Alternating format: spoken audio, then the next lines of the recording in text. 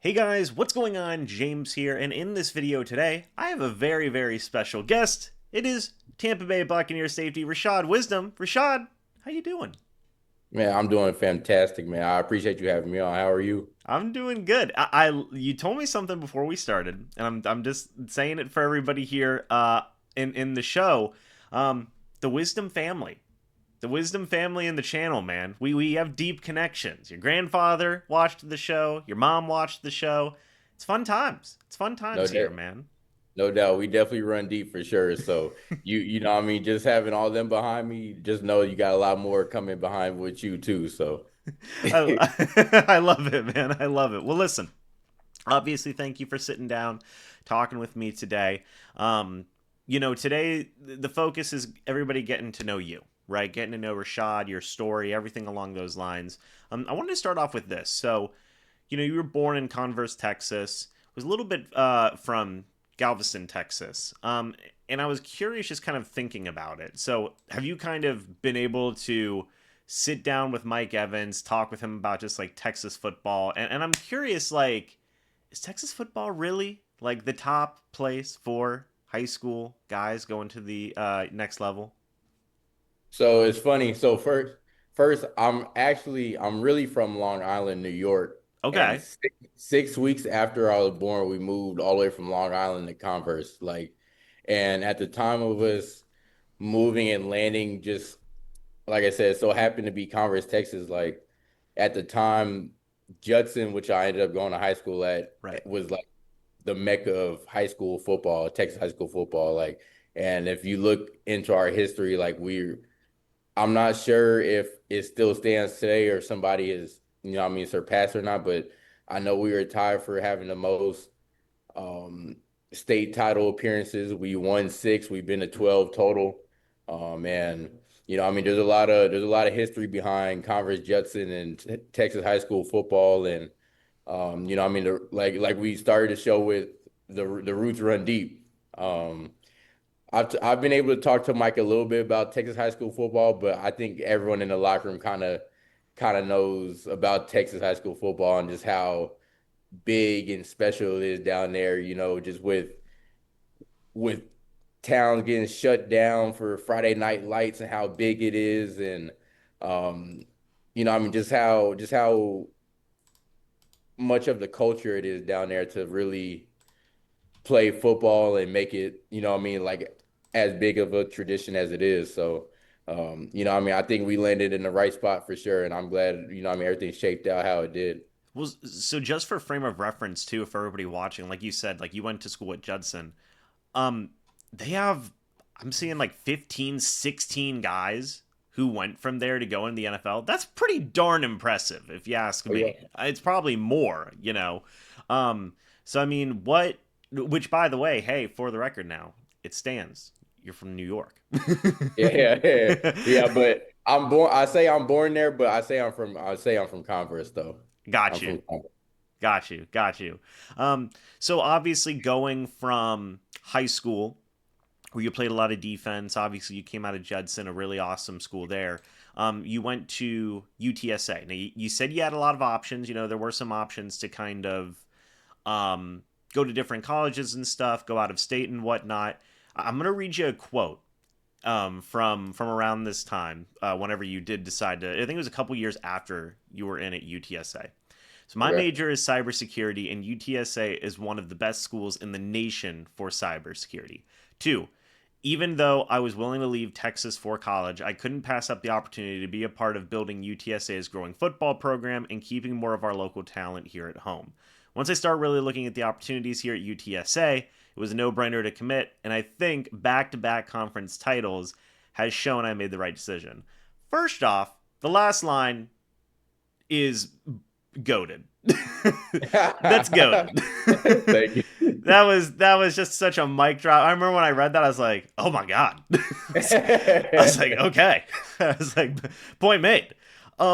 Secondly, so cybersecurity. What made you just kind of let's take this quote and kind of break it down? What made you go to school for cybersecurity? Because that's pretty awesome as well.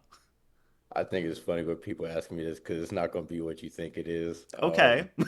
So So I got into cybersecurity because I'm not I would say back in the day when I had a little bit more time on my hands, I was a big gamer. Sure. I like to game every now and then, but like now, there's so much more things in my life that I have to attend to. But back then, I was a big gamer and I played on the Xbox at the time. I done converted to PlayStation now, but I was on the Xbox and I was playing Watch Dogs. I was playing the game Watch Dogs. And in the game, you go around hacking a bunch of stuff like from your phone and this and that. And I was just like, man, this is like really cool. You know what I mean? Like I was really interested in it. So then as I'm going through the recruiting process, I see that UTSA has a cybersecurity program. And I'm just like cybersecurity, like, man, I could go around hacking stuff and doing stuff, you know what I mean? Like kind of like Watch Dogs. So I'm like, I can be man, like watchdogs. yeah, exactly, exactly. So I'm like, shoot, as the more I looked into it and like the different avenues it would unlock for me having that degree, I just felt like, like if I'm going to school for anything, like this is what I'm gonna go to do. Like this is what I want to get my degree in. And um yeah, so that's pretty much the origin as to why I pursued a degree in cyber, and I think it ended up paying dividends for me in the end. Like, I'm blessed that I was able to go to UTSA and go get such a prestigious degree. You know what I mean? Yeah. Like I said, like we have one of the best schools in the nation for it as well. So I'm glad I was able to come out of there with that. You're just in the corner of the locker room. Everybody's like, Rashad, what are you doing? Don't worry about it. So I'm being I watchdogs. Leave me alone. yeah.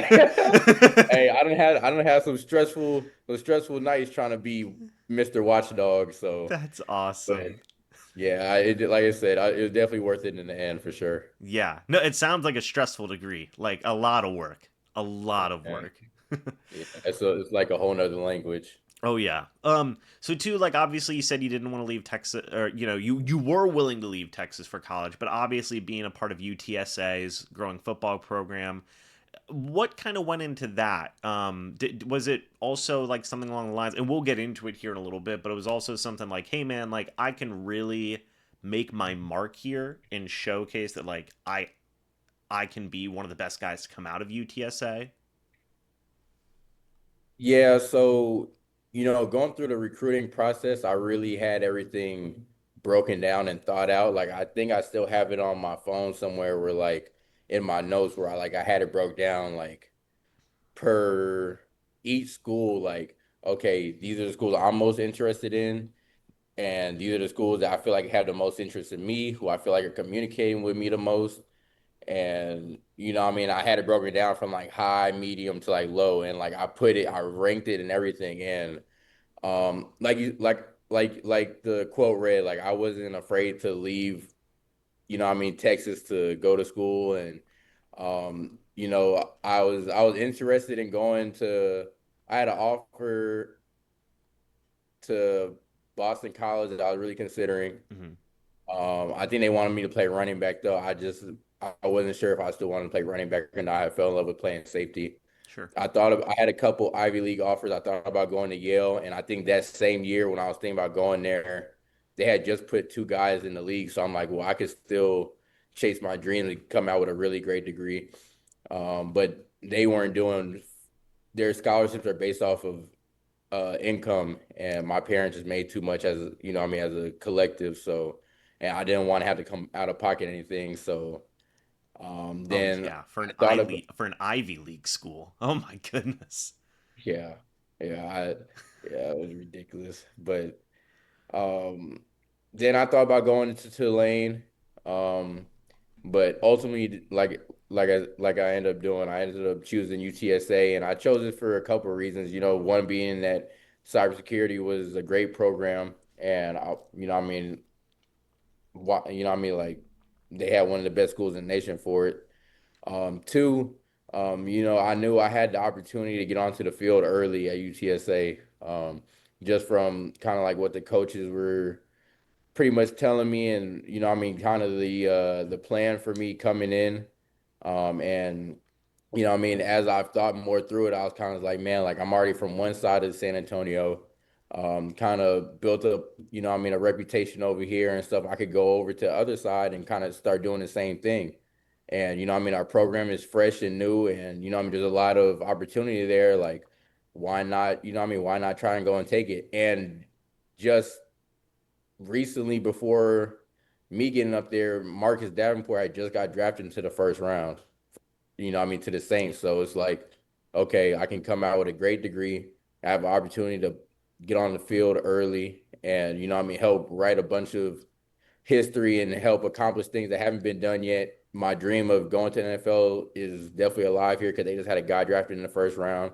And then it was just a bonus that it was right here at home. And so it was kind of like a no-brainer for me at that point. Like, why not UTSA? And from my side, from Converse to where UTSA is like a 30-minute drive. And the only time we like being from Converse, the only time we go over to that side of town is to go to Six Flags. So like it's really home being away from home, you know what I mean? So it was like a nice little like getaway, but still close enough for me. If I need to go home, I could just go down and come back in a day. And with all the other things I kind of evaluated with it, like I said, like it was kind of a no-brainer. And looking back, being 17, making that decision, I feel like it's probably the best decision I could have made, Yeah. at that age. And really is I feel like is what kind of propelled me to be able to be in the position I'm in now. I mean, to sit down and think about all those factors, right? Like, obviously, it was an incredibly well thought out decision, and it did pay off. Just kind of transition to this, like you called it basically. You started every single game as a true freshman. You were CUSA all freshman team selection as a defensive back. So I'm curious, like for the UTSA perspective, like what kind of went into that decision? Like, hey, we're gonna start you. Not only are you gonna play, right, as a freshman, you're going to start every single game as a freshman. Like, kind of what went into that decision there for the UTSA perspective? I think with that, man, I think kind of like I said, the plan that the coaches had for me coming in, I think they had really a really big vision for me and kind of trusted me and seeing what my game brought to the table. And I think the biggest part of me being able to do that and come in and earn the starting job and start all was it 13 games as a true freshman and be able to play and actually contribute was me enrolling early. And at that time, it was still fresh and new for people to enroll early. And it's crazy with that story too is that I didn't decide to early enroll until the night before. Like I was so set on enrolling early for the longest, and then I had a change of heart. Like, man, I just want to stick out and just enjoy my last semester or whatever as as a senior. Mm-hmm. And I had three other friends that were ended up leaving early. Two of them that are in the league right now, Sincere McCormick and DeMarvin Leal. Yep. And the other one was Kevin Wood, and he ended up going to UNT. But they were all signing early, and I just that night leading up to it, I had went to go get some food, and I was just sitting there thinking, and like I just felt it deep within. I'm like, man, I need to get out of here. Like I need to go, and like it's time to start the next phase of my life, and start working towards my next set of goals. Like just being here is just gonna set me back. There's nothing here for me anymore. Like I did everything I needed to at Judson, and so with that, I had a change of heart, text my coach like, "Hey, I want to sign in the morning." And he's like, "All right, well, we got everything for you to do it." So I was like, "Okay." I told my family, and I got up that morning, and I had a haircut at like 6 a.m. And man, I end up going on stage, and just only people that knew, and if they didn't, it's kind of like last minute thing. But I think that's what put me into this position to go earn that starting job and really be able to contribute as a true freshman. And I think that spring that I had, that off season benefited me greatly just to come in, learn the system, get acclimated to, the college routine and the schedule and the workload and so coming fall time, like I had already adjusted. I was pretty much already, one of the guys on the team instead of coming in the summer trying to learn everything now and on the fly. So coming in early definitely benefited me for sure. Was there a lot of nerves on that signing day? Nah, honestly, no. I think I was calm and content, and I think it was like that just because like I trusted my decision. I knew I was making the right decision for what I was trying to achieve. Hmm. Um, and I was happy I did it. You know what I mean? And looking back at it, like we just broke down, like, I mean, it's exactly what I needed to do.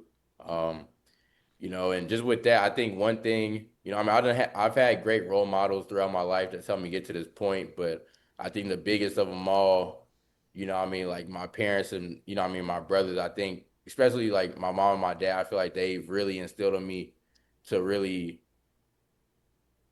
follow my intuition and trust what, I mean, my gut is telling me and go with that.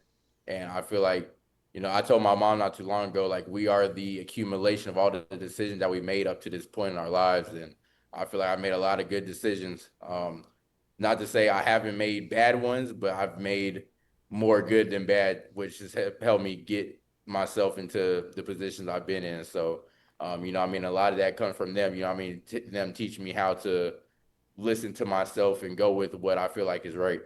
That's awesome. That's awesome. Well, in your second season at UTSA, you were a first team All Conference USA honoree. You were the Dave Campbell's Texas football All Texas College first team pick.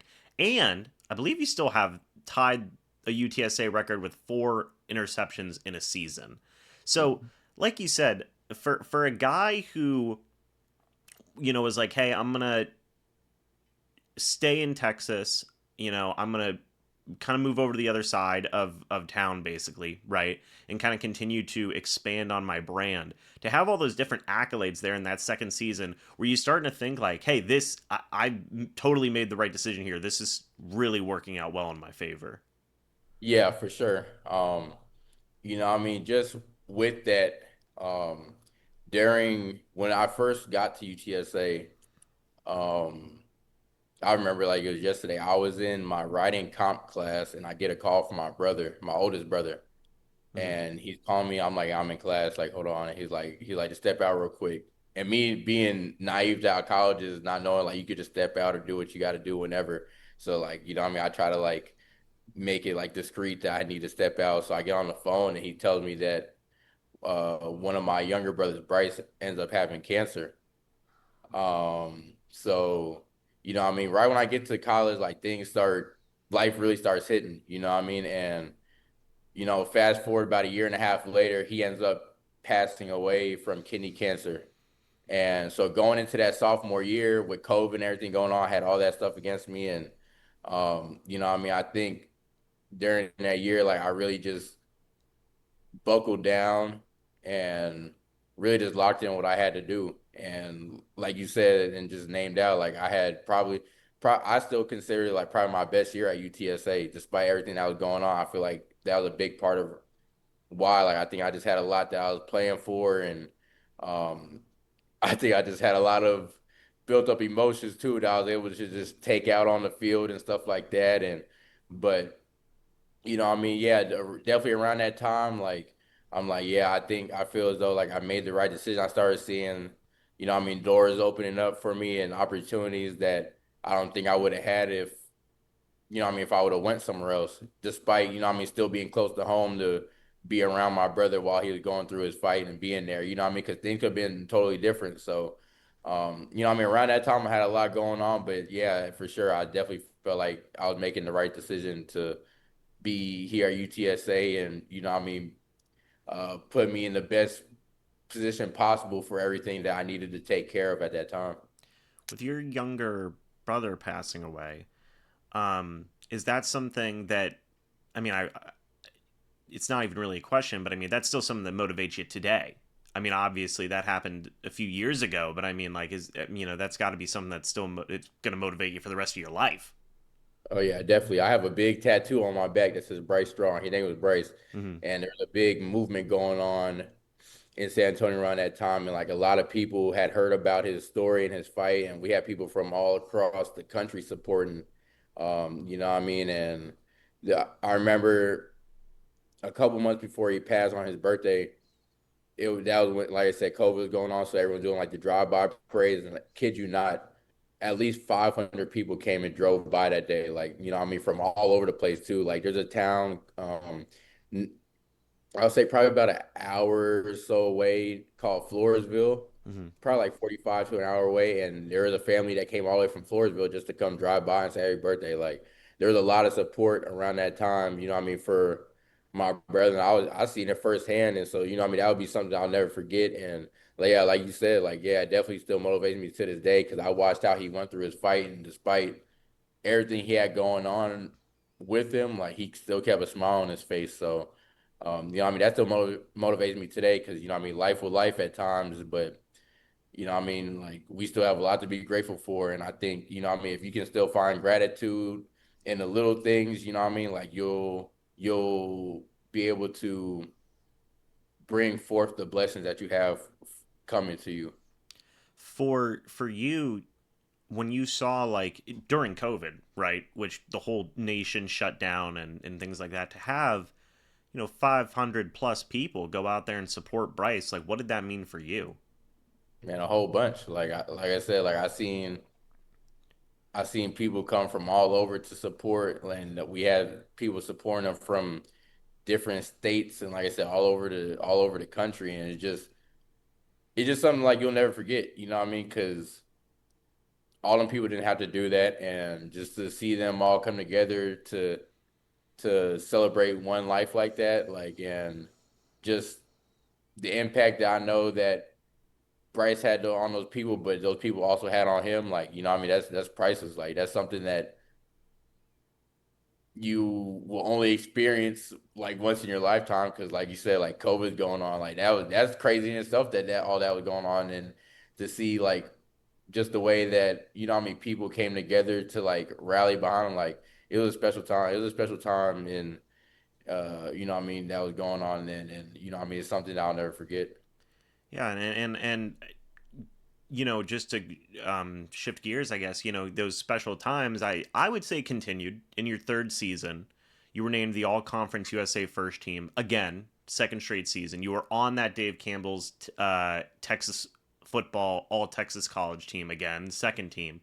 So that second year, following that, that really good year you had in your second season. At that point, were you starting to think like, because you said it was your dream, right, to get to the NFL. At that point, where you're like, man, like this is really starting to work out here, and were you starting to have those thoughts of like, holy crap, like I think I'm actually going to be able to make it to the NFL at this point? Yeah, I definitely did. And I had people coming to me telling me like I need to just come out, I need to declare this and that. And around that time I was thinking about it and something once again, something within me just said like it's just not time yet, like it's not time.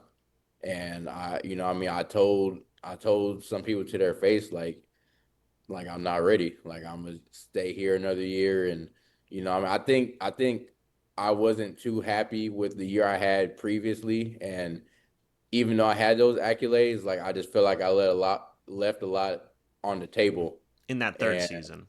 yeah, Mm-hmm. and me being me, I wanted to go out on my own terms. You know what I mean, and so yeah, I ultimately decided not to leave early and declare and wanted to come back for my fourth year.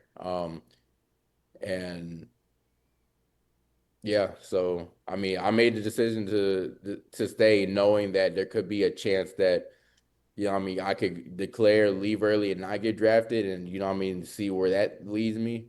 But I also took the risk of coming back and shoot, I could get hurt and then, I mean, have no opportunities. But I mean, I went with my gut and what I felt like I needed to do, what was best for me, and so I ended up staying.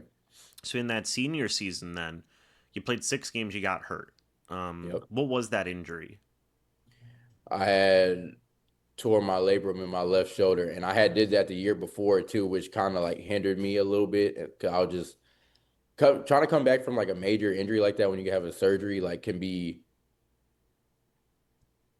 what I mean, it can be a lot. It can be a lot just trying to get used to playing normally again, but also having in the back of your head like this isn't how it was prior to the surgery, you know what I mean? And and all the pain and the stuff that you go through and like, you know what I mean, you kind of like have it in the back of your mind, like, all right, like let me just try to take care of and nurse it a little bit. But I think that just held me back a little bit and I just wasn't happy with how I was feeling and stuff. And um yeah, so fast forward to that my senior year, it just we I don't think I think I was just trying I was forcing things too much. You know, I mean, I had it in my head too much. Like I wanted to leave and I wanted to declare and stuff, and I wanted to go have this big grand old season and do this, and you know, what I mean, kind of check off everything that I felt I left on the table the year before. But I just think I was trying too hard, and um, and then I ended up messing up my shoulder again. And at the time, I was kind of like, man, like I'm tired of this. Like, you know, what I mean, I don't like, what is all this for? Like, I'm aggravated, I'm sad, I'm mad, I'm just mixed emotions. Like, I don't know how to feel. Um, you know what I mean? And so at that time, like, I was just all over the place. I was aggravated, but in hindsight, I feel like it was the best thing for me at the time just to sit me down, let me recover a little bit and just get my mind right. Like it had been up to that point, it had been a wild 2 years just from like with my brother passing, and I had dealt with the shoulder.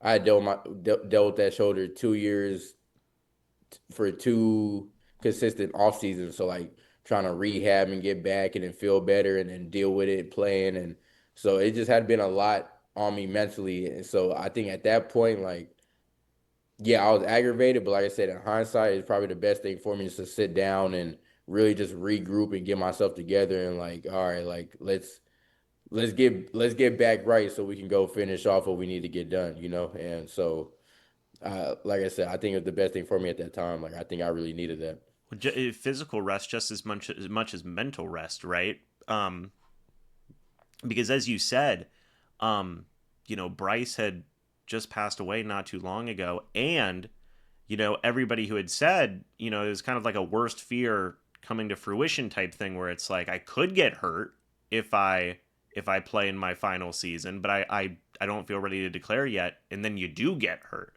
right? So that's almost like a like, oh man,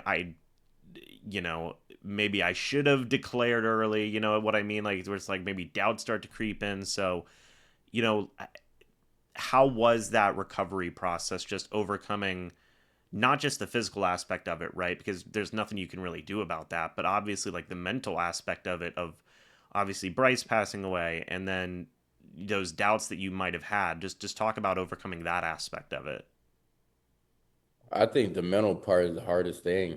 You know what I mean? I think the mental part is what when people come to a crossroads in their life, the mental part is what either makes them or break them. It's either what when a lot of people either tap out and be like, I don't want this anymore, I'm gonna go find something that's comfortable and that, you know what I mean, I'm used to doing, or, you know what I mean, you'll break past it and keep pushing on and, you know what I mean, chase the uncomfortable feeling until you're comfortable being uncomfortable. Like I've heard that phrase so much in my life, and now I feel like it resonates with me so much, just like learning how to be comfortable being uncomfortable and chasing that uncomfortable feeling is just growth at the end of the day. Like that's really all it is. Like it's uncomfortable because you're not used to it.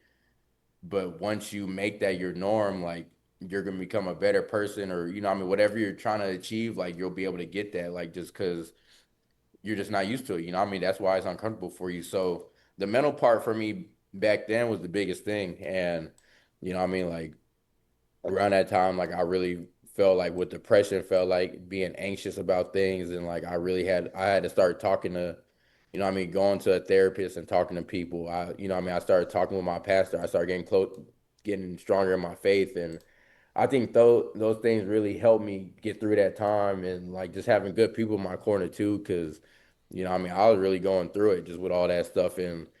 You know, what I mean, I explained to some people before too, like football, like it's not like you can just, you know, what I mean, like just take time off and like, all right, like just come back when you're ready. No, it's like I learned that in that sophomore year, like, okay, like, you know, what I mean, I still had to go out there and perform. You know what I mean? If I didn't go out there and perform, despite everything I had going on, like they would have just found somebody to, you know what I mean, to get the job done at the end of the day. And I understood that coming into it because, you know what I mean, it's a business.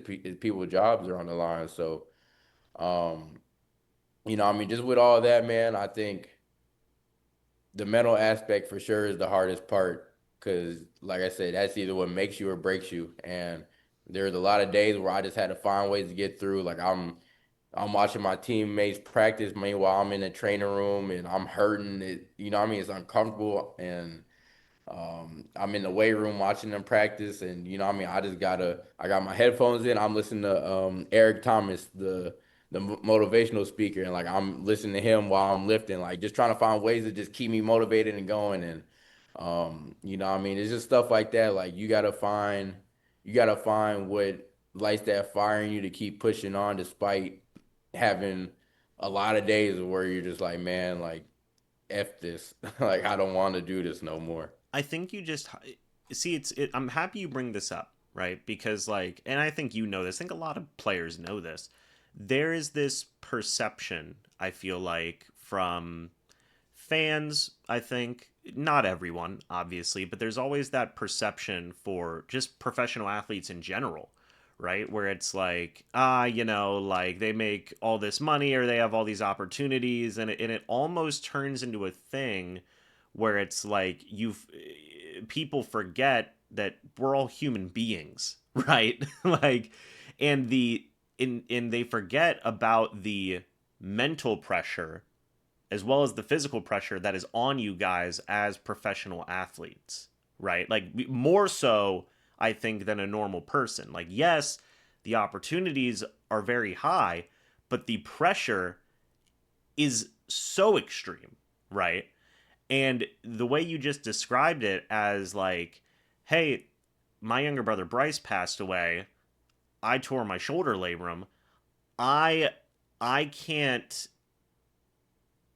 afford basically to kind of shut down, whereas some people might shut down in those moments because if I do, I'm going to be replaced and my dream of making the NFL is gone, right?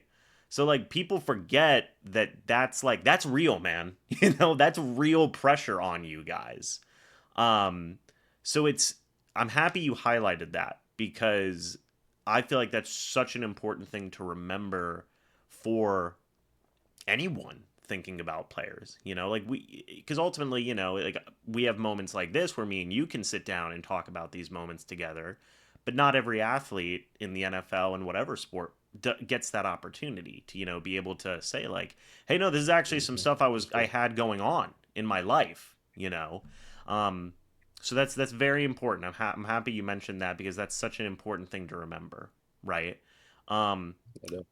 and you went into that final season after that injury and obviously doing all of that work, which I think it's awesome that you were able to do all of that work mentally on the mental side of things of being able to have that support around you. um, and you came out of it and first team All American Athletic Conference, Dave Campbell's second team again. You guys won your first bowl game after playing in four straight. So like after that year, with all the mental work that you guys put or that you put in, just in terms of getting back to a healthier place, like how did you feel after that final season?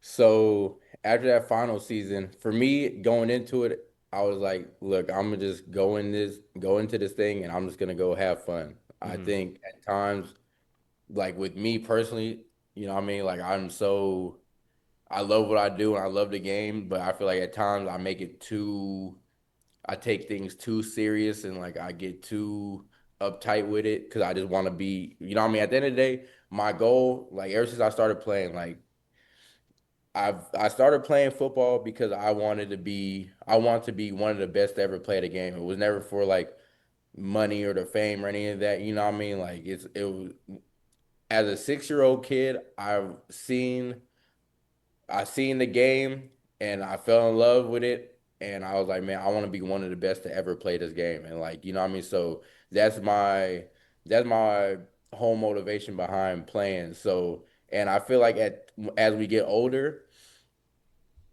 the things that we aspire to be when we were younger, we start losing sight of that, or like whatever the case may be.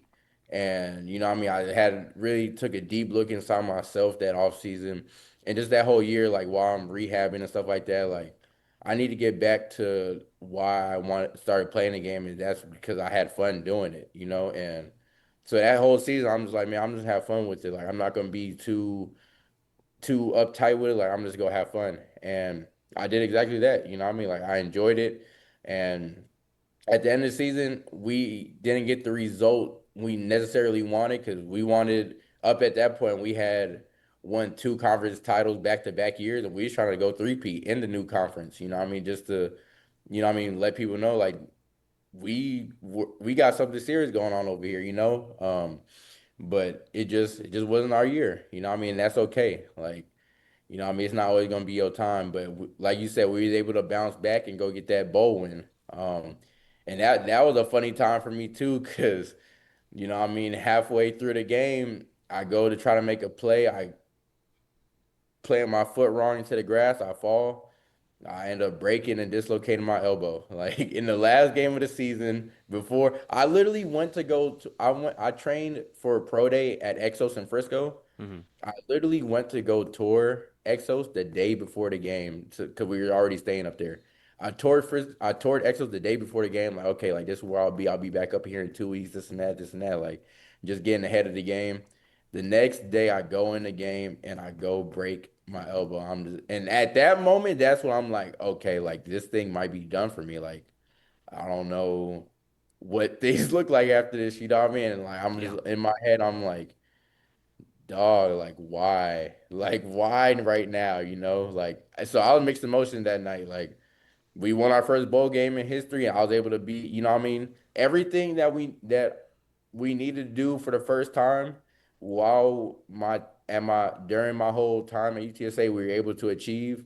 So I was, happy about all that, but then I'm like I have a broken elbow now. Like what do I do from here?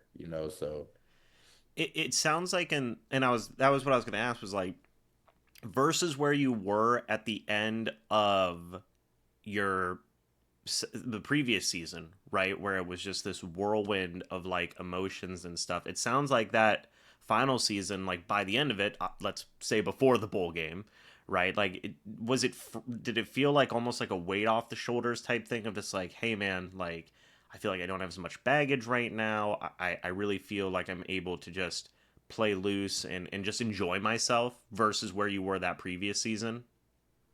yeah, definitely.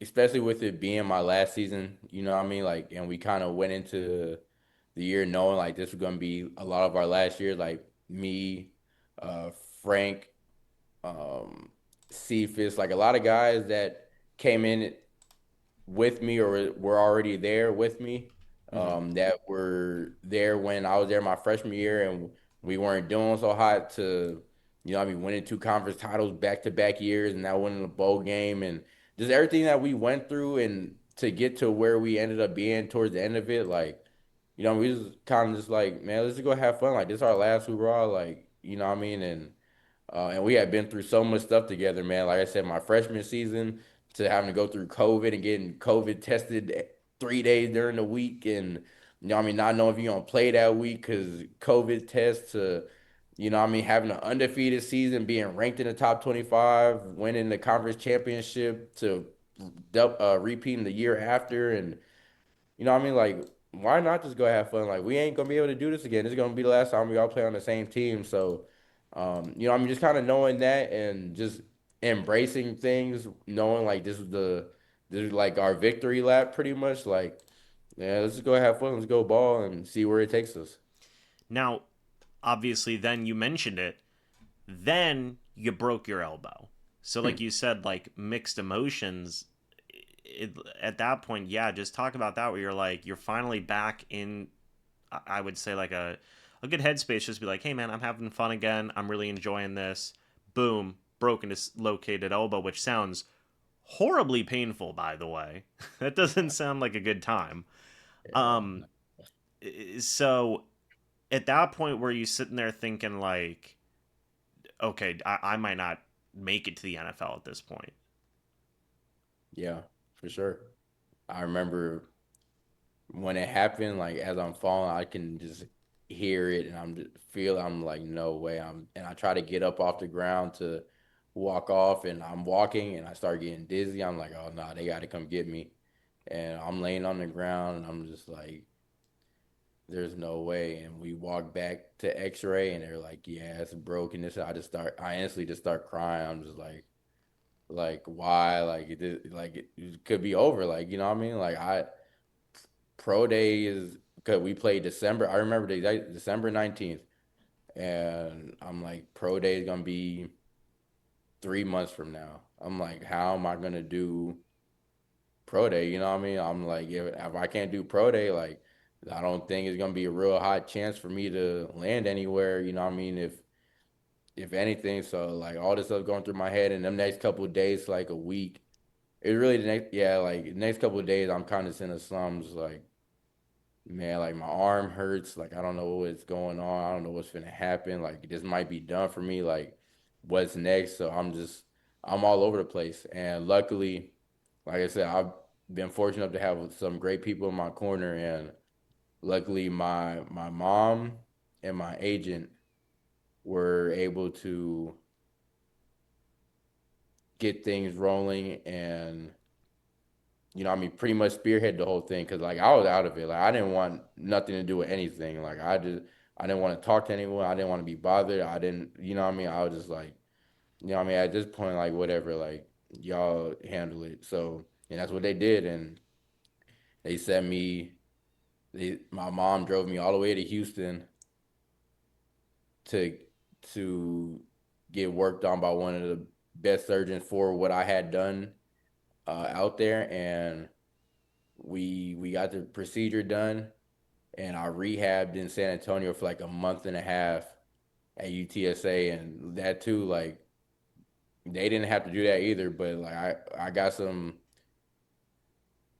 people that really care for me and want that look out for me, and I mean, like the whole training staff of UTSA that's pretty much still there.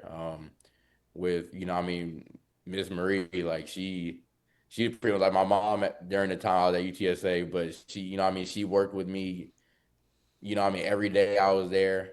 And I mean, Brian, Sam, Justine, like there's a whole bunch of them up there that, I mean, really made sure I was good. And by the time I was able, it took about like 4 weeks or so, like I said, like a month and a half. And by the time I was able to run without like a brace on for real, I didn't feel no pain. I was ready to go up to Exos and two, like my oldest brother Sean, like we we used Chat GPT to figure out like what's the fastest way to heal from this injury. And it was like, don't drink caffeine, don't drink alcohol, don't do this, don't do that. And I did exactly that. And by the time I was cleared, the doc was like, I've never seen anyone recover from this fast. And I don't know what you were doing, but I mean, you did a great job. And you know what I mean? And I was able to still work out at Exos and get everything I needed done. So by the time pro day came and the people at Exos took great care of me as well. Like I said, I've done had a lot of great people during my journey that's really helped me get to where I'm at. And you know what I mean? So without them, I definitely wouldn't be where I'm at for sure. Well, shout out everyone that helped you along the way. Shout out ChatGPT.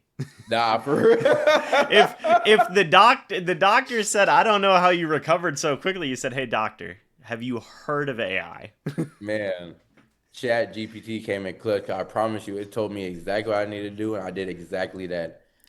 that is And that's fantastic. so, I use it every day.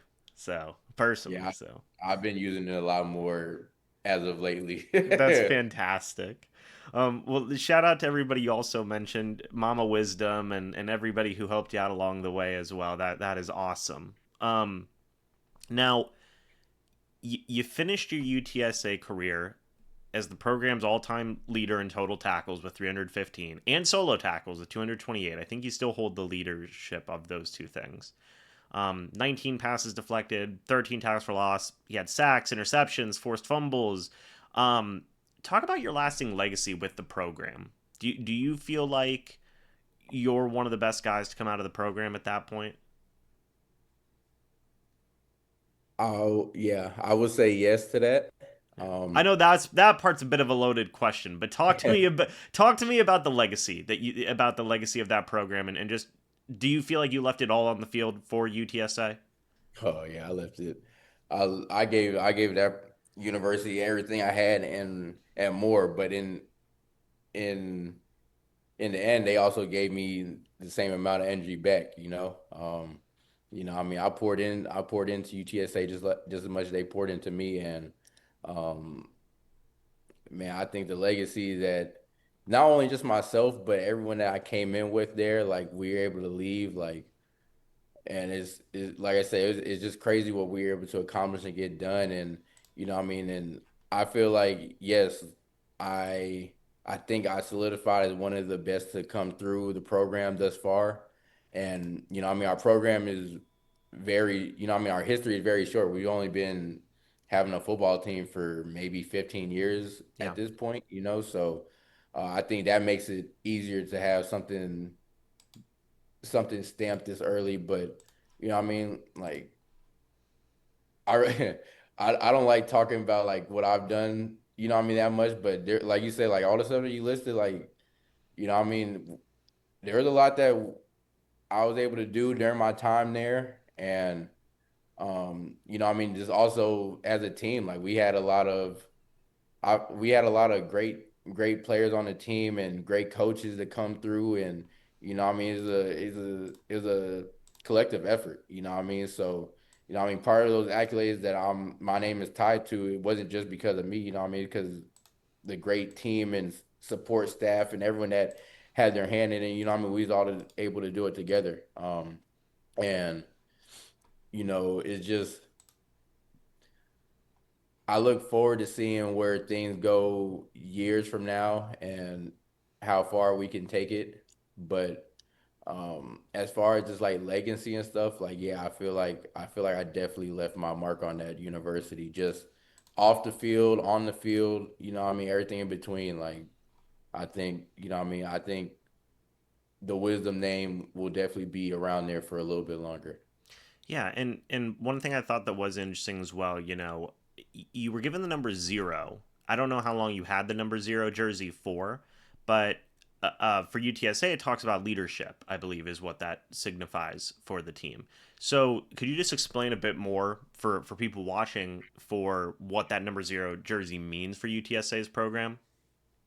Yeah, so as far as with the jersey numbers, I w- I wouldn't say given, but more earned. Sure, yes, of course.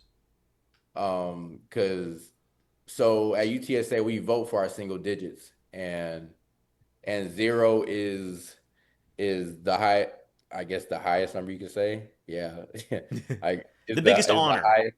Yeah, yeah, it's the biggest honor that you can get.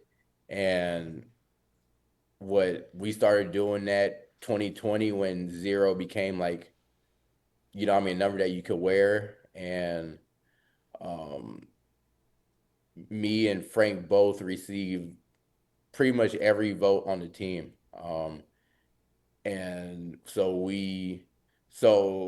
I wanted zero. Frank wanted zero. He asked me if I would change the two. I said no, I want zero. But being that I play on defense, he plays on offense, coach said, hey, why don't you both be zero? And now we can start, what I mean? Like we'll have single digits on both sides of the ball from 0 to 9. So we're like, okay, bet, like we can do that. So that's how the single digits thing started with us. And yeah, I was fortunate enough to wear zero for the next 4 years. And each year we revote, like so, what I mean. And that was a thing too that Coach Traylor asked us, like, do y'all want should the people that get voted should they keep their numbers automatically or should they be revoted in? And we said no, everyone needs to be revoted in. So each year I was fortunate enough to receive every vote on the team. And what I mean, where is zero? And it's just I think, what I mean, being zero comes with a lot, what I mean, like what I mean, you gain the respect and trust of everyone within that building, but at the same time, like, what I mean, you're kind of I guess I guess under a microscope in a sense, you know what I mean? Like you're looked at as somebody that, you know what I mean, has a lot put on them for, you know what I mean, obvious reasons. Like you're zero, like you're the team captain, you're this, you're that. So and you know what I mean, I wore zero with a ton of pride, you know what I mean? Because it's not easy getting put in that zero. And if you're in that zero, you you know what I mean, you got to be somebody. So that's how the whole thing with zero came to be. And yeah, like I said, I was fortunate enough to wear it all 4 years once we started doing that. And you know what I mean, like I said, I wore it with a ton of pride because I think stuff like that matters, you know what I mean? And it just shows me how much the people in the building respected and trusted me, and you know what I mean, they know I would do whatever I needed to while I was in the building for them. Shout out Frank Harris, good quarterback. Hey, shout out to you for being like, no, I want zero. Look, so You can't have it. me and Frank have a friendly banter that we always do. That's my guy. He's from the same area as me, and we grew up together and stuff. And yeah, me and Frank have a friendly banter that always go back and forth. But yeah, I was like, no, Frank, I'm not. Nah, I'm not doing it, bro. Like, you go get a different number. Shout out Jeff Traylor as well for being like, hey, that's good coaching. That's hey, what you can both have zero. We can have a Yeah, lead. That's he good. didn't want to have nobody mad. Yeah, that is great coaching. Golly. Um, well, listen. So going into the NFL, there were some guys that you played with that I just wanted to highlight here. You mentioned Frank. Tariq Woolen was on your team. I believe he's in Seattle now. Zoff Frazier was on your team. I can't remember where he's at now. I think he's in Pittsburgh now, I think. Bears, with the Bears. Bears, okay. So, one thing I thought was interesting, by the way, too, you play with Owen McCown, Oh and yeah. he's the son of Josh McCown, which made me feel very old. Uh, because Josh, a former Buck, Josh McCown. Yeah. Um, so how was it playing with those guys? You still keep in contact with them? So playing with them was great, you know what I mean? Because me and Reek played on the same side. So at UTSA, we go field and boundary. I played boundary, so Reek was our boundary corner. So we was on the same side together. It was lovely having him over there, like, you know what I mean? And um, people wasn't really trying to throw their way, and if they did, either he was getting a pick, I was getting a pick, or somebody was getting hit. It was one of, you know what I mean, one of those. Right. But I was able to play with Zah a little bit too, and you know what I mean, he's pretty much like the same as Reek. You know what I mean, like he the same build, same play style, everything. So I feel like I got to play with two guys that are pretty much the same. You know what I mean, and they both got drafted in the fifth round. So you know what I mean, it's kind of funny how things work out like that. But um, when I was there, like I said, Frank was the quarterback, so Yeah. Owen was our backup. But Owen is a great guy. Like he definitely taught me some things because like we would go to the field and we'd have him like throw for us and stuff like that. And he taught me some things about ball, and he just, you know what I mean, he's a really good dude to have in the locker room. And now that he has the opportunity to, you know what I mean, start and stuff, he's been doing a great job with it. And you know what I mean, would expect nothing less. Like Owen's a great dude and he knows a ton about ball, which I'm sure he gets from his dad, you know what I mean? But um, you know, what I mean, I talked to Rick here and there. I talked to Zah a little bit during his pre-draft process. You know, what I mean, seeing how he was doing and kind of make sure he was, if you know, what I mean, just like seeing if he had any questions about stuff. You know, one guy that I play with UTSA that's still in the league now is Eric Banks, Hmm. and it's funny because he's on the Bucs right now Yep. too, and he was here last year, my rookie year, and I played with him at UTSA my freshman year. So it's kind of just funny, like how both, you know, what I mean, transitions in my life. He's been around for both the start of those, you know, what I mean. But he's been a guy like, you know, what I mean, I look to for like advice, especially transitioning from like college to being a pro and like how, you know, what I mean, how things are, how you pretty much become a pro, you know what I mean. But I still keep in contact with a few guys. Majority of them don't play anymore. You know what I mean? They moved on to, you know what I mean, the next phase of their life. But I talk to a handful of guys still here and there, just checking in with them. But you know what I mean, everybody has their own life now, so everyone is pretty busy. So Right. Hey, shout out Eric Banks. bro, shout out to EB, man. That's awesome. Well, listen, so you went undrafted in 2023. You did end up deciding to join the Bucs. Um, what went into that decision? How was the pre-draft process for you? Obviously, there was some stress there at the beginning, but you were able to participate in that pro day. ChatGPT helped out along the way. Yeah. Um, what went into that pre-draft process? Was it something where the Bucks had shown interest in you in pre-draft? Just kind of talk about. Let's start off with that pre-draft process, and just kind of going through the motions there. Yeah, so pre-draft, like I said, I was at Exos training and doing what I had to do to get right. And I really hadn't heard from a whole bunch of people. I had questionnaires and stuff that were sent to me, but as far as hearing from teams, I really only heard from one throughout the whole thing. And leading up to, yeah, I really had only heard from one. Then we get the pro day and I go put everything out there. Like, you know, what I mean, everything, all the work that I did building up to pro day, like I went out there and put my best foot forward. And I think I really helped myself at pro day, like, especially just showing like my elbow is good. I'm healthy. Like I'm fine.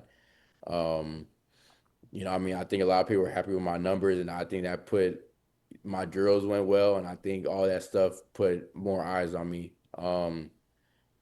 Then that month afterwards, it was probably the weirdest month ever because, like I said, I didn't really hear anything from a whole bunch of people. It's still like more like making sure people have my draft day info and questionnaires. And I ended up having like a week before the draft, I ended up having a Zoom interview with another team, and I'm thinking that they could come and get me like late day three. So I'm like, okay. And I did great in that in the Zoom meeting and everything. Like I'm like, okay, this could be something. So day three of the draft, I already knew I was going day three undrafted. You know what I mean? I already had it in my mind. Day three of the draft, my agent's like, look, take a look at four teams. One of them was the Bucks. But I'm like, I haven't heard anything from them. Like, you know what I mean? I'm more worried about these other two teams, like, because I've heard from them. And it's crazy because like going through the process, people told me like this, like the process can be weird because you could go to a team and they haven't said two words to you during the whole thing. You know what I mean? So I'm like, so I took that with a grain of salt, and you know what I mean? I'm like, all right, well, I'm thinking it's these two teams. So we get towards the end of the draft, and my agent's like, all right, well, the Bucks aren't going to take another DB, but they want for you to sign with them undrafted. So I'm like, all right, cool. Like, you know what I mean? I'm definitely down with that. But still going through the draft, I'm thinking that I could be taken at some point. And there's a point where there's a real chance for me to go as Mr. Irrelevant.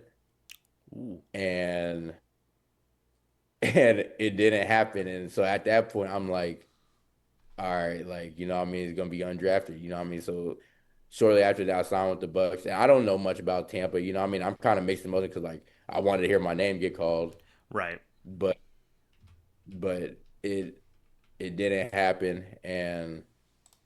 Um and so I'm like, you know, I don't know much about Tampa. I don't know, you know what I mean, what's going on or like what's out there. So I'm like, all right, like, you know, I'm just go out there and go put my best foot forward. And right when I get off the plane, I'm like, oh, I like it out here. I start seeing the weather, like the scenery and stuff like that. I'm just like, all right, I may have just struck gold here. I'm like, okay, like I think I can work with this. Like let's get to business. So um fast forward, man, like I've enjoyed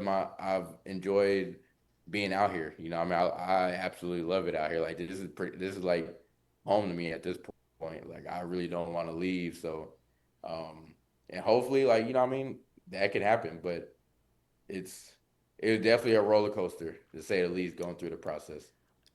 If you can't say, you don't have to. But who were the two teams that were interested?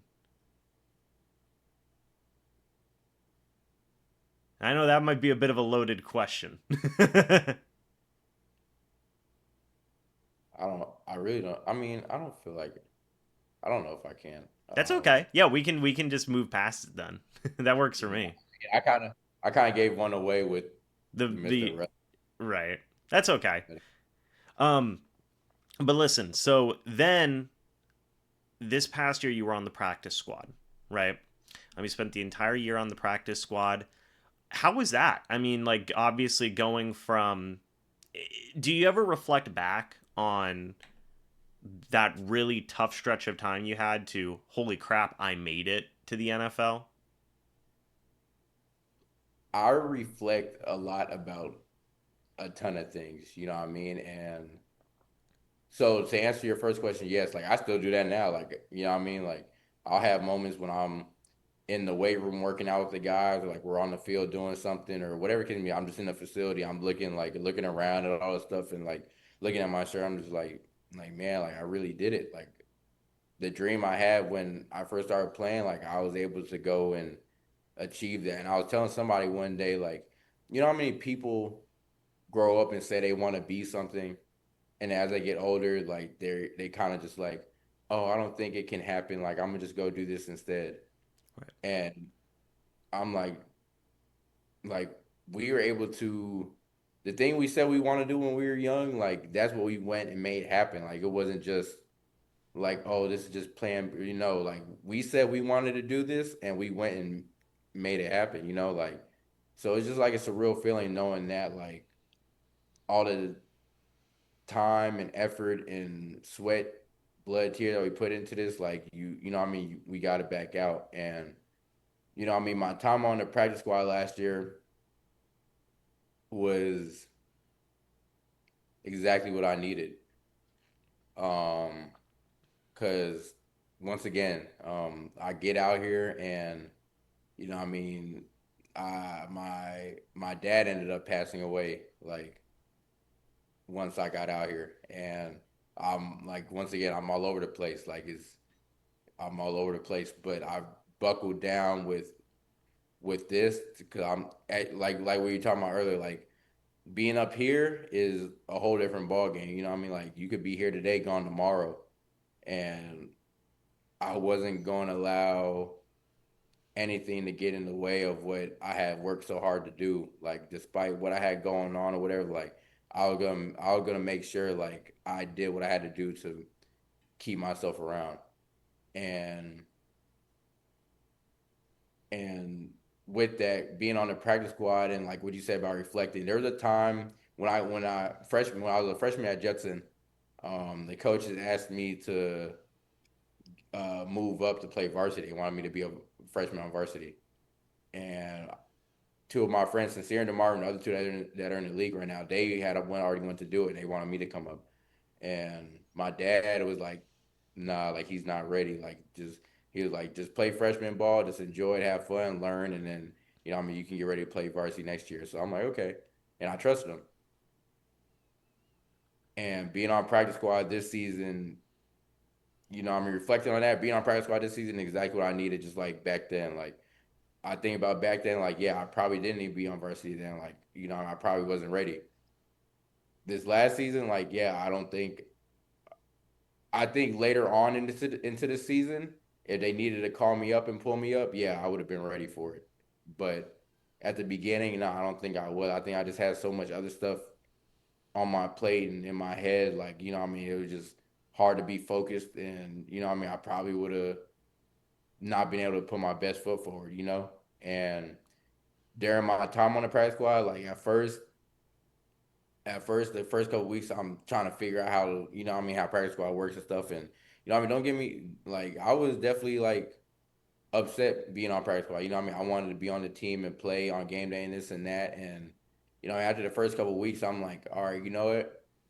I'm going to use this time to really work on my game, work on my craft, learn the defense, learn how to be a pro, what I mean, and work on myself. I mean, I got to get myself together. And that's exactly what I did. And, you know, like I said, towards the end of the season, I had a better understanding of how things worked and how I needed to move and operate. But um, I think being on a practice squad this last season was very beneficial for me, just from all the things I was able to learn, uh, how to be a pro, like I said, how to watch film, what I need, how to study, how to, have a routine that benefits me the most, and just all sorts of stuff. And I was able to get my mind right. So now, a year later, it's like night and day. It's like, all right, I know exactly what I'm doing. I know what I'm looking for. I understand the defense now. I understand terminology. I know, what I mean? Like now it's like, okay, I got my feet wet. Now it's time to, go make something happen, and so I think right now, like with where I'm at with everything, like physically, mentally, emotionally, spiritually, like I think everything is lining up, and I feel like like I'm ready to make that jump and take that next step and really contribute how I want to contribute. Was there anybody you specifically learned from last season who helped you along that process? Man, I learned from a lot of people. I learned from a whole bunch of people in the building, but for sure, my coaches, for one, Coach Rapone, and especially Coach Tim Atkins, like, Mm-hmm. I was meeting with Tim early morning, 6, 7 in the morning, like going over stuff, trying to figure things out. And, he was willing to do that with me, And I met with Coach Bowles a few times and kind of picked his brain about stuff. And sometimes it wasn't even about ball. Sometimes it was just about life, And um, I learned from him, Zion, McCullum. I learned some stuff from Zion, just like about ball and um, kind of just teach me like things to look for here and there. Shoot, I try to pick Wynn's brain, Antoine. I try to pick his brain here and there and try to see what he thinks about this, why he played this a certain way or whatever. Jay White is Jay White is a magician in the run game. Like I don't know how he sees certain things or but in the run game he is ridiculous. Like so, just learning from him, watching, just sitting back, watching, being able to watch those guys play and how they operate, and learning from them, and just like I said, learning how to be a pro, how to move in this new space, and I was able to learn from a lot of people. I'm pretty sure there's some people that I'm not naming, but I learned from a lot of people that season. Just about ball, life, whatever the case may be. But yeah, for sure, like I was learning a bunch just this past season. Yeah, talk about, I recently spoke to Marcus Banks here on the show, and he talked about learning all three safety positions. And he had said that for you guys, you're basically the general of the defense, right? Yeah. Just in terms of you guys being the farthest back in that defense, having to communicate everything kind of this to the secondary and stuff like that. Has that been a situation where you've had to also kind of cross train as well? Yeah, for sure. Uh, Definitely, yeah, like having to learn between strong and free. But I think just understanding where people are on the field just makes your job easier. Like, I understand certain words tell certain people to do this and that, So like knowing their jobs makes my job easier because I'm like, okay, I know where they're supposed to be, so I know where I gotta be. And in turn, being able to know all that stuff, like if there's a situation where I have to go play something else, I will be able to do it simply just off knowing like, okay, like I know they have to be here and I got to do this. Like whatever the case may be. I may not have all the little ins and out like technical details of like, how to play it like at the highest level or whatever the case may be, just because like that's not where my training is at. But like if I have to go in there and go do a job, and at the same time, like we all kind of do the similar things, So at the end of the day, like if you know how to do one thing, it will translate over to the next. So like just being able to understand the defense in its entirety will help you be able to play multiple different positions. And I feel like that's where I'm kind of at with this thing now. Like yeah, I play strong. I can also play free if I needed to. I could go to nickel. Like Mm-hmm. if I needed to, I feel like I could go to corner just simply off knowing like where I have to be within the defense. You know what I mean? I may not have like the same technical training as them that they get every day, you know what I mean? Because that's where they are at. But just knowing like different where I have to be on the field and like my responsibilities, yeah, I feel like I could play all those different positions. So, um, and then kind of to Marcus's point, and that's my guy by the way too. Like me and Marcus, like me, Marcus, and Funderburg, Tyreek, we're Tyreek, all yep. like, but yeah, for sure. Like the safeties, we make a lot of calls, a lot of checks. Like we're the ones that pretty much run we're like the quarterbacks of the defense in a sense, you know what I mean? Like, and pretty much every defense I've been a part of has always been like that. Like I know a lot of defenses, like the linebackers are the ones that make the calls and checks, but I feel like for the most part, it's always been the safeties with me at least. And I think part of that just because Coach Bowles plays safety in the league and like he puts a lot of stuff on us because you know what I mean he did it and he did it at a high level. So I mean you know what I mean he looks at us like I would say like mini hymns. So I mean it's a responsibility that I feel like not everyone can take on, but I feel like we do it. You know, what I mean, we take it on and try to do it to the highest level we can. So I feel like we do a great job of it. I'd say it's certainly unique to you guys, right? Like to this defense, I would say. Because I feel like sometimes a lot of that perception, I remember I'd spoke to Marcus about it, was a lot of the times that perception for like a defense, you think like, oh, well, the middle linebacker, right? Of course, is going to be that guy who's relaying everything. But with Bowles obviously being a former safety, I think that ties a bit more into it. You talked about having a few moments where you picked his brain and whatnot. Just kind of dive deeper into kind of thoughts on Coach Bowles and just what he's been for this defense and really just the team in general, just as a head coach in terms of just being a leader and a culture guy. Coach Bowles is a mastermind to say the least. Like the way that he comes up with certain defenses and how fast he's able to do it and the terminology that he uses for it and how like everything like makes sense and just the way that he sees the game and like how he calls it. Like I'm not gonna lie, like it's hard to call a perfect game, but I feel as though watched him call like two of them thus far. You know what I mean? Like just as far as like the call that he was trying to put us in versus what they ran. Like I'm not gonna lie, like I think I've witnessed one time for sure, but I think twice. Like you know what I mean? And What were those two games? I can definitely say um the Atlanta game here last year. I felt like me personally, you know, I mean, people may feel differently, but I feel like that game for sure, like for what they were trying to run and what he had called, like, yeah, like, you know, I mean, we had a lot of like calls that were perfect for what they were trying to do.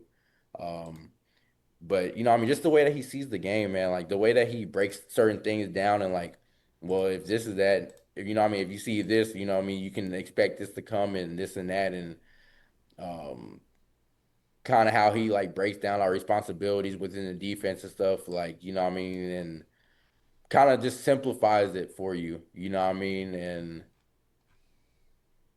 I think having him as our DC and also him playing safety is very helpful for us and you know what I mean and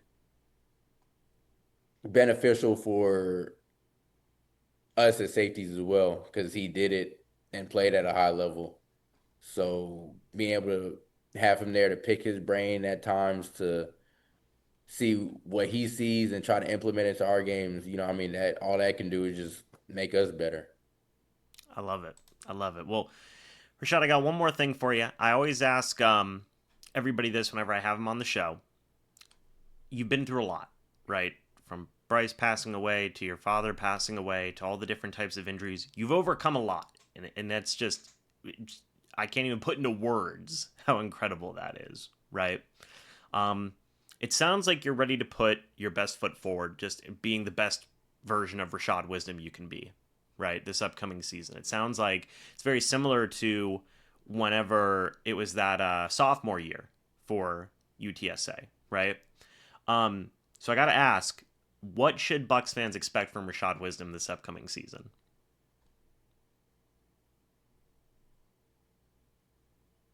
Bucks fans should expect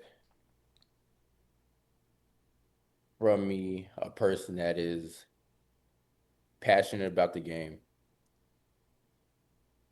I think when you watch me play, especially when I'm in my zone, when you watch me play, like you'll see a lot of passion. I play with a lot of heart and enthusiasm and I mean a lot of just love, like just raw love for the game. Like you're gonna see a lot of that, a lot of passion.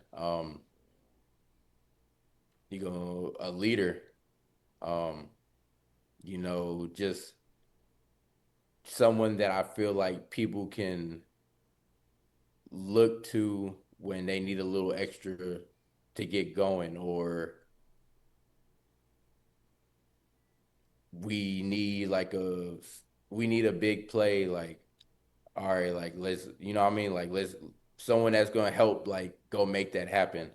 Um,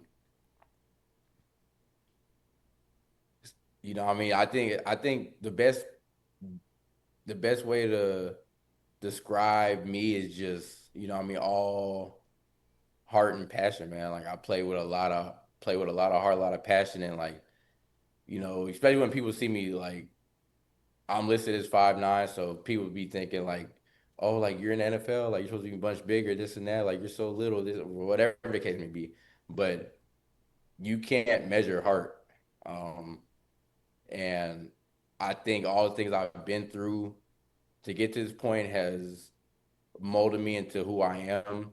And just too, like I feel like my pops, one of the biggest things he molded into me is just he has a saying. I think can't remember who actually said it. I think it was Roosevelt, but it doesn't matter. Or no, Benjamin Franklin. I think it's not the. I don't remember who, but it doesn't matter the size of the dog in the fight. It's the size of the fight in the dog, and that's something that's always stuck with me. And like me being my size or whatever, like I'm ready to go toe to toe with whoever. Like it don't matter what it is, and yeah. Kind of like what you said, like that sophomore year, like how I felt back then, like that's kind of how I feel now, and I got I got a I got a lot to get off my chest to say the least. So there's gonna be a lot of passion. I love it, man. I love it. Well, Rashad, thank you so much for being on, man. It's greatly, greatly appreciated. Where can the people find you on the social media? No doubt, man. I appreciate you having me on too. It's been a great chat with you. It's been a long time coming. Yeah, it definitely has been. I think this happened at the right time too. What I mean, I'm glad we were able to get it done. My socials, I don't I can't say I'll be on social so much like now, but my Instagram is um IAMRW39, and then my Twitter, or I guess X now, because I mean it's different, but I believe that's just like Rashad Wisdom. Okay, right on. But yeah, so that's where they can find me. And I'm looking forward to a great season, man. It's gonna be a big year. I think we have a lot written on us just as an entire team. Like I don't see why it can't be us this year. I love What I it. mean? Like why not us? Right? So I love I'm it. looking forward to this year, man. It's gonna be exciting. It's gonna be exciting. I agree. Well, guys, thank you so much for watching this interview. Let us know your thoughts and opinions about everything we talked about down in the comments section below. It'd be greatly appreciated. Go give Rashad a follow on Twitter, on Instagram. That'd be greatly appreciated as well. And guys, we will see you in the next video or the next live stream. But until then, and as always, guys, goodbye for now, and go Bucks. Go Bucks.